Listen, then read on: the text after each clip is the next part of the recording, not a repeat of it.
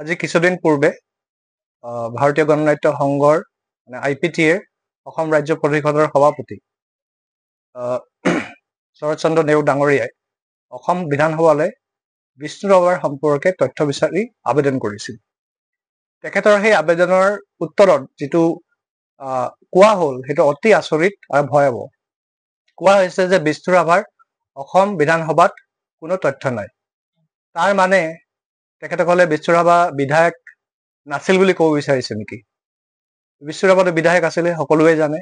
গতিকে তেখেতৰ তথ্য এছেম্বলিত কেনেকে নাথাকে? এইটো আমি ভাবিছো যে এটা ফেচিবাদী চৰকাৰৰ চৰিত্ৰ।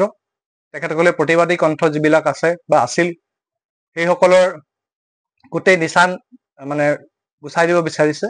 নহলে এইটো সম্ভৱ কেনেকে হয় যে কোনোবাই ক'ব পাৰে যে অসম এছেম্বলিত তথ্য নাই। এতিয়া যিসকল জাতীয়তাবাদী সংগঠন আছে, যিসকলে বিষ্ণু ৰাভাক মানে বা তেখেতৰ পুত্ৰ MLA পুত্ৰ, তেখেতসকলে এই সম্পৰ্কে জানেনে যে এই ধৰণৰ তাৰ পৰা ৰিপ্লাই আহিছে? যদি জানে তেতিয়াহ'লে প্ৰতিবাদ কৰিছেনে নে কৰিবনে সেই সম্পৰ্কে আমাক জনাওক।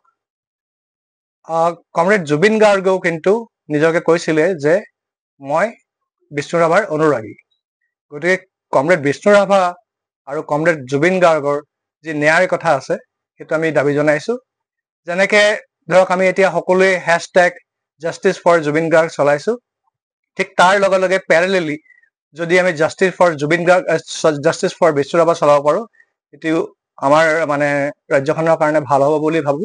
তেখেতৰ যাতে কোনো ধৰণৰ অপমান নহয় আৰু তেখেতৰ যিবিলাক তথ্য এছেম্বলিত থাকিব লাগে সেইটো যাতে ৰখা হওক। ধন্যবাদ। যিকোনো খবৰৰ বাবে যোগাযোগ কৰক 7099017330 লগতে 7099017110 নম্বৰত।